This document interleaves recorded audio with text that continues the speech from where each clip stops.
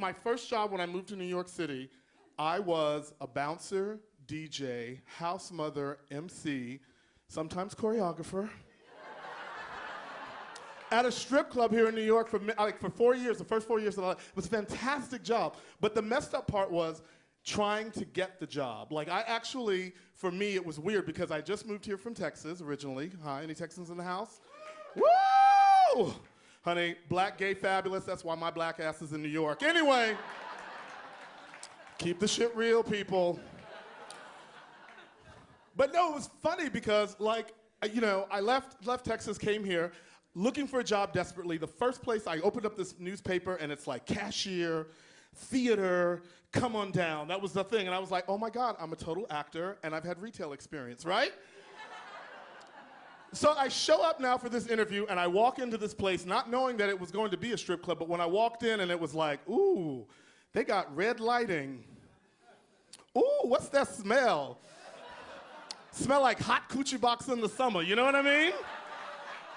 It's like, what the fuck is that? And then there's some girl all spread out on the stage, giving it all to the floor. It was fantastic. But what was fucked up is like I had to walk through all of that to get upstairs to speak to the main person that were gonna give me the job. And I knew immediately when I walked in, it's like, I cannot be the big homer that I am. I have to come up with something cute, right? So I, you know, because I'm a big guy, I got the pose. You know, I could do the walk. Yes, I'm tough. I can handle myself, and I can, but you know, I'd really rather sing a show tune, but that's the thing.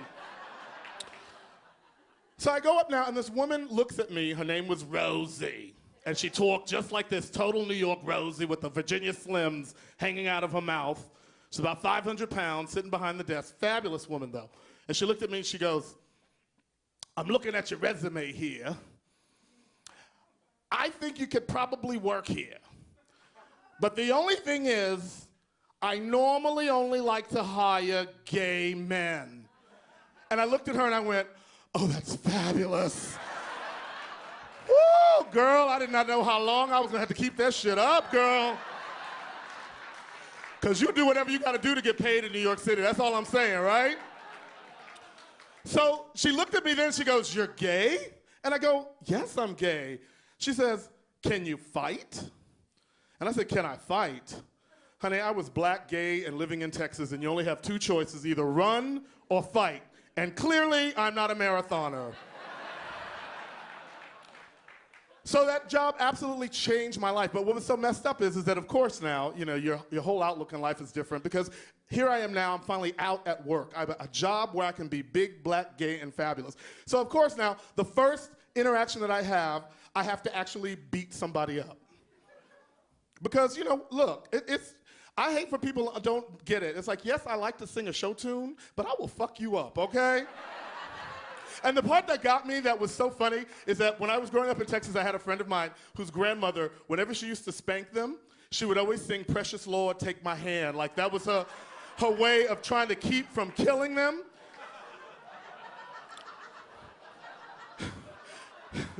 And so, it's a true story. And so, I personally had to adopt something like that, but I'm not very religious, even though I grew up in the church. Not very religious. So what I did was, when I had to actually rough somebody up, I would just sing a show tune instead because it would calm my mind. So it's like you get somebody going, come on, babe, why don't we paint the town and all that jazz? Yeah, scared you, didn't I? Mm-hmm. You liked it? How you doing? Because again, I'm single trying to make it pop up here, huh? You know. I got new pants, hey. But this is the thing. Okay, so now, of course now, after being in New York for a while, you feel very comfortable with your sexuality. You're all grown and shit now. You know, I can do what I want to do. So I actually had an attempt. A friend of mine asked me to come back home to be in her wedding. And I was like, oh, that's really great. And she's like, oh, but Keith, I want you to be the usher in my wedding. I'm like, the usher? That shit is not glamorous enough for me. I'm sorry, usher. And then, of course, I was an usher with a bad attitude, too. Her groom side, brass. I don't care shit. Where the cocktails at? Sick of people. Anyway, but what was so messed up was, it's like she lived in a smaller town than when I actually grew up in. The town that I grew up in was in Galveston. And she lived in a much smaller town. And like, She asked me to be in the wedding, but she neglected to tell me that I'm going to be the only black person in this entire wedding party. It's kind of like, you know, you get the tuxedo and you dress up and it's like being Isaac on the Love Boat, you know what I mean? It's like you don't really get much going on, you don't participate much in the storyline until Delarice shows up to play your mama. Anyway, I'm so glad it's an over 35 crowd. Thank you, Jesus, because that joke never works. Anyway, thank you. Honey, don't let them come for you for your age, Papi. That's all I'm saying. Anyway, but what was so messed up was, of course now, I show up now in this town and it's like Deliverance. You know what I mean? It's like you're driving in, the windows were rolled down, and all of a sudden you kind of hear like the whistling of the wind in the trees. And then you look around and it's just a whole bunch of people with no teeth breathing heavy. And you're like, ooh, that's nasty. So then, like now I have to stop because I realize that this is not a very safe place for me to be during the daylight hours, so I had to stop and get some gas, right? So I'm filling up at this little gas station, and people were walking past me going, hey, Keith, how you doing? Hey, how are you? And I was standing there going, how do these people know me? And the guy looked at me and he goes, you know, look over there. And I turned around and there's a billboard with my picture on it that says, don't shoot him, he's with the wedding party. I'm like, excuse me, that's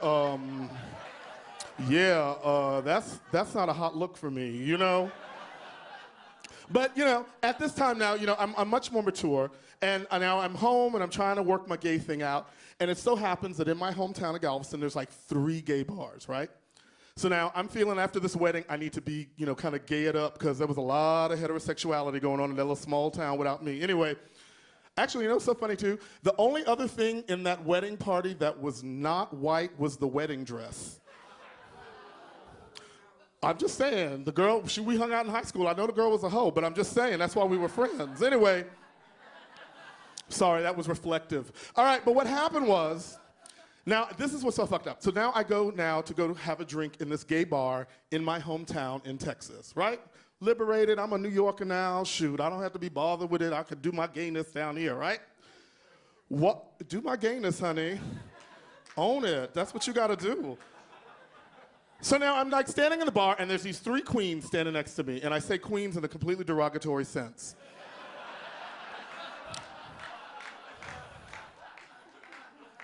One of the queens looks over at me, turns back to his friends, and he says, and I quote, I don't care if he hears me, I hate niggers. And I was like, oh my God, that faggot just called me a nigger. It's like Judy Garland is just a flipping and a turning in her grave right now. We're supposed to be all one under the rainbow. What kind of shit is that, right? So of course I gotta pull my shit together because, you know, I'm fierce, I'm a comedian, I live in New York, you know, now I don't have to put up with this, right? And so I look at him and then I looked at his friends and I go, you know what, Miss Thing? The one thing in Texas that they hate more than niggers are faggots. And worst case scenario, if the police break up in here, honey, I'm gonna be as black as they come. I don't know what happened, officer. See, what happened, I was trying to get a beer. I didn't even know what was going on in the thing. And then I walk in, there's some man dressed like Diana Ross. I ain't even know. I ain't even know. Look, I'm from New York. I don't even live here. Honey, because I'm gonna save my black ass before I fuck with any of y'all bitches. That's how that shit rolls. Anyway, but it's so messed up. Okay, the set's gonna have a different turn now. You know, it's so funny because I was very lucky in my life. My parents both passed away last year. I know, it's sad. And I'm totally gonna comedically exploit it now from therapy. Anyway, but the one good thing that I have, and I don't know how people have the relationships like with their parents, like, did you have a good relationship with them? Or do you have good relationships with them? Yes, no, in between? Or are you gonna put some money in my pants? Is that what it is, hey? Because I told you I used to work at the strip club, girl. I could ride the pole. Hey. My parents are so ashamed of me right now. I know they're just going, what the hell's wrong with it? But no, I was really very lucky. I was very lucky. Oh, hey, oh. Shit, this is Subway. You're not getting it back. You could have given me more. You got my thigh the last time when I came up here. Damn. Anyway, getting back to my dead parents. So this is the thing. No, I was very lucky because I had a wonderful, wonderful, wonderful relationship with my father. And like, one of my favorite moments was him, because he was very down with the gay thing, which was really kind of unusual for like black Latino men, because I'm also Honduran. And he called me up one day because he wasn't feeling well. And he said that he had gone to see his doctor, and his doctor was sending him to see the specialist. And I was like, oh my God. He goes, yeah, Keith, he's a proctologist, and I had to see him yesterday, and I was, I'm all right. He said I was okay, but I really didn't like him. And I go, well, why, Daddy? He said, because his fingers were too big. Now, the last thing you need to be telling your gay son is about your behind spread out on a table with some man's finger up your coochie box. You know what I'm saying? Because for me, I was titillated and disgusted all at the same time. Woo!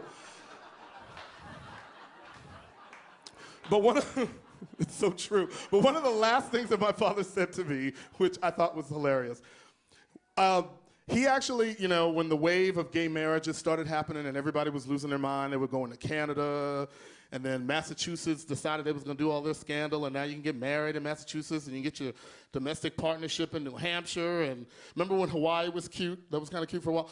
So my father, like, calls me up now, and he goes, this is so wrong, but it's so true. He says to me, listen, I don't know what it is that you do when you do what you're doing.